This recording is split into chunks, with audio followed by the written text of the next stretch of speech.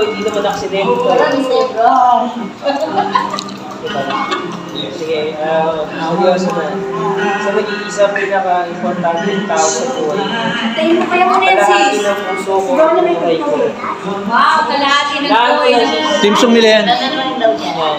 Yan. Una sa lahat, nagpapasalamat ako sa Panginoong Diyos na ikaw ipinagdalog sa akin. Nakasawa, nakabili sa mahabang buhay ko. Sa hirap at ginawa, sa problema at saya. Buhay pa ako. Bakit tawa? Naiiyak ako eh. Naiiyak ako na natawa. Kaya pala nito ba ng balik? Ikaw, kasalanan mo. Sorry ka na, kasi pinapaya. Papasalamat ako sa pagmamahal, pangunawa, at pag-intindi mo sa akin. Sa kabila ng mga nagawa ko pagkukulang at pag-aakasala, ay hindi mo ako sinubukan bagkus. Sinama mo ako sa panibagong buhay at bagong pag-asa. Maraming salamat sa mga taon na lumipas, kasama tayo. Maraming hindi naging madali, pero nalagpasan natin ang lahat. Ay napagpagpayan natin. Dalayan ko sa Panginoong Diyos na sa kabilang buhay ay magkasama pa din tayo. Dahil wala na akong iisinit pa sa Diyos, ay kundi na makasama ka habang buhay hanggang sa kabilang buhay. Muli, salamat sa buhay mo na nanilaan sa akin at sa mga anak natin. Kulang ang salita sa lahat. Ganun pa man malalagay sa puso at isipan ko. Ibigin na maraming beses sa ulit-ulit. Hanggang sa muli pag-isisa. Mahal kita ito sa buhay ko. Naiiyak ako kasi naalala ko talaga sis. Nalulungkot ako sa kanta. Masaya. Nalulungkot ako naalala ko.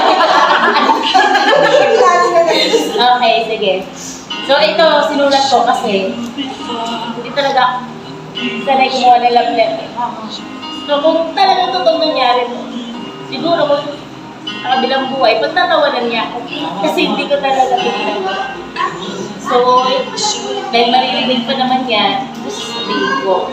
Mga panahon na kami ay magkasama, maraming mga bagay na pareho namin na pinagtagumpayan.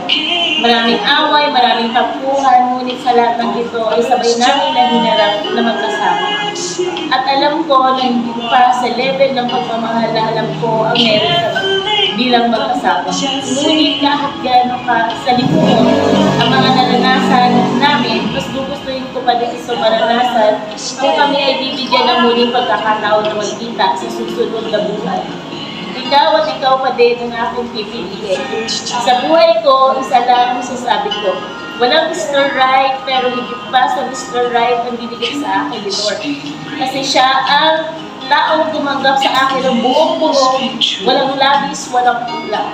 Salamat sa journey ng buhay mo, Daddy, sa akin mo pinili ito, Estelle. At sa darating na ating lapit hapon, madaya ka kasi nauna ka, pero alam ko, darating din yung oras na tayo ay muling magkakasama. Salamat sa pagkumpleto ng buhay ko bilang isang asawa at maging isang asawang binigyan mo ng pakpak. Mangarap at tinulungan mo ako maabot ito. Sa pagkawala mo, palahagi ng buhay ko at nawala. Sabi nila, ang masakit na part daw ay yung maiwan kang mag-isa. Pero para sa akin, mas mahirap para siguro mauna. Kasi alam ko, malulungkot ka dyan kasi wala nang mag-aaway sa'yo. Mahal na mahal kita, Daddy. Alam ko, matatawa ka pag narinig mo ito kasi hindi ako palagi nagsasabi. Hindi pa alam, kundi hanggang sa muli natin pagkikita. Ngayon, masasabi ko na, mahal kita, I love you, palanggat na ka, sa ngayon, te amo. Sana kung may babalik ko lang yung mga panahon, araw-araw ko sa'yo itong sasabihin. At araw-araw ko may papaalala kung gaano ka kamahal. Aantayin ko ang panahon na iyong pagsundo sa akin, hanggang sa muling pagkikita.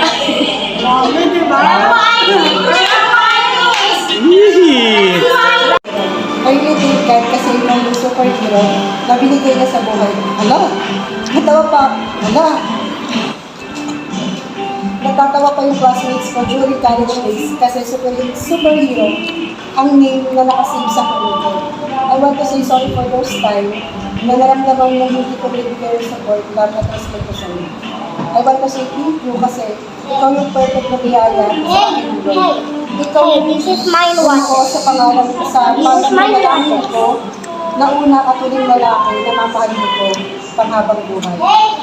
Salamat dahil sa kabila ng mga pagkukulang at kahinaan, ikaw ang naging sandigan at kalakasan ko.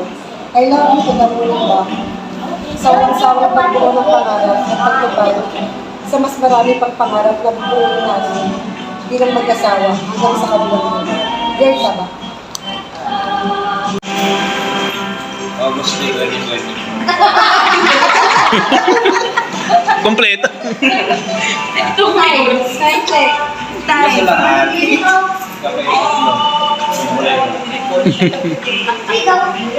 una sa lahat, nagpapasalamat ako sa Panginoon na pinagkatiwala niya sa kanya sa akin.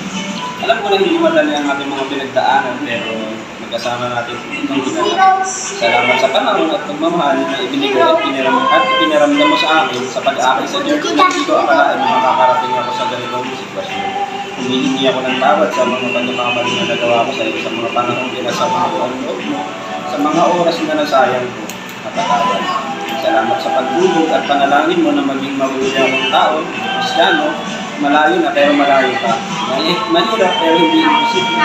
Salamat sa pagmamahal, darating ang panahon na papalyamin ko ang memorya, pero alam ko sa puso ko hindi na mawawala.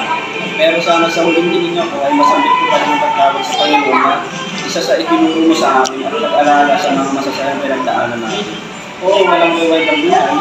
May mga parte ako ng buhay natin na pinagsisisihan ko at ayaw kong maulit. Pero kung pagdadaanan ko ulit, gusto ko ikaw pa rin ang kasama ko.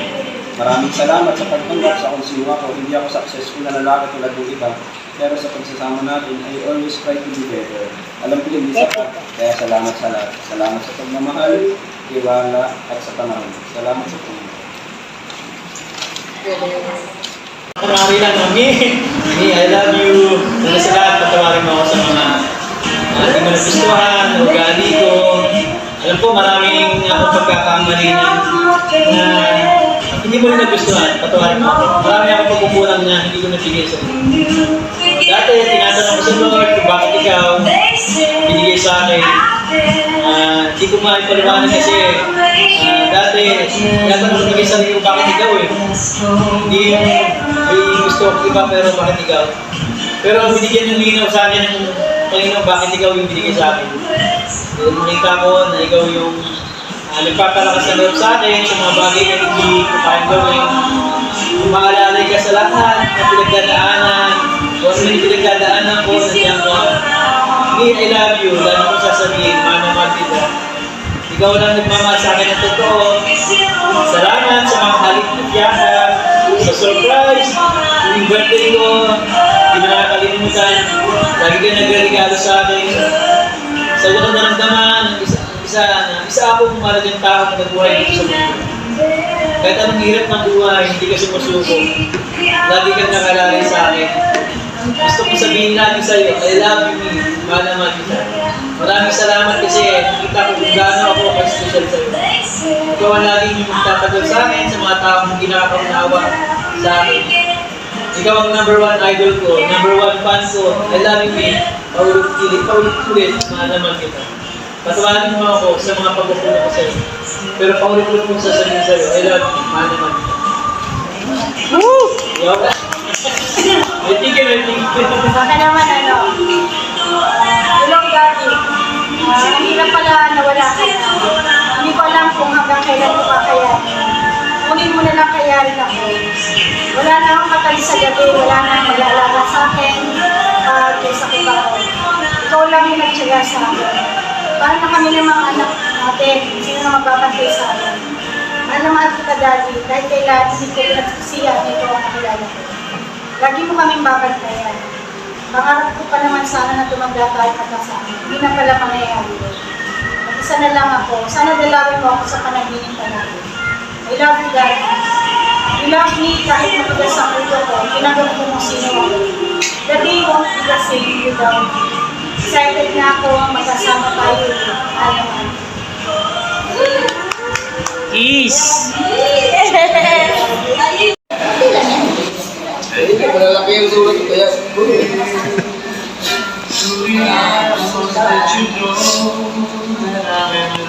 Mas feel na ni si Sally ngayon na dyan sa grabe. Bakit? Iiyak lang, wala ako na mag-iyak. Okay, ito. Papa, sa lahat, salamat ako sa pagmamahal sa akin at sa aming mga ano. Salamat sa lahat ng sakripisyo na sa pamilya natin. Sa loob ng ilang taon natin pagsasama, maraming pagsubok ang naranasan natin at marami din mga masasayang alaala. Sa ngayon, hindi na ako mag-alala. Ano na ang unang mong ibinalit ang buhay na pinanirap ni Lord sa atin kasi tinanggap mo na si Jesus sa puso mo ng buong buo sa puso mo bilang isang tagapagligtas mo at ngayon alam mo kapiling mo na siya. Masaya na ako kahit hindi na kita makakasama dito sa mga ibabaw na natili ka uwi sa puso namin. We love you always. Lakasan mo, bingin ito, banda dito. Anak ko Microphone pala, okay lang yun eh. Ito, ngayon, alam ko masaya ko yung isang araw sa ngayon. So, yung naging pasaya ko yung mga panahon wala pa ko sa iyo. Alak ko naman sabay tayo. Ito na yun. So, ngayon ko man maraming salamat sa lahat ng sakripisyo. Di ko akalain, ikaw pala magiging ko para makapilala ko sa Panginoon.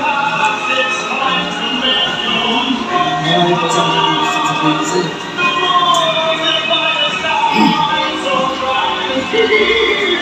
Pero paano mo kayo maririnig? Napakahirap pala na nag-iisip. Alam mo, mamimiss ko yung mga araw na lagi mo rin pinapalakan. Yung sa labas pa lang ako ng tinto na rin gusto ng Diyos. Kung natutulog tayo, may inisip ako kung ano na kurang kita. Sana na rin nakapito ng sansa. Alam mo, mahal naman kita. Kahit di ko man madalas sabihin sa ito. Salamat sa lahat ng sakripisyo pag-aasikaso mo sa akin. Balang araw magkakasama na tayo. Minis na namin yung anak natin. Wow! Naiyak ako doon sa isang ano na hindi niya inaasahan na ako ang daan para nakilala niya si Jesus. Doon ako naiyak talaga. Yun, no? Kiss! Alang kiss! Kiss! Siyempre may kiss yan. Kiss! Kiss! Yun.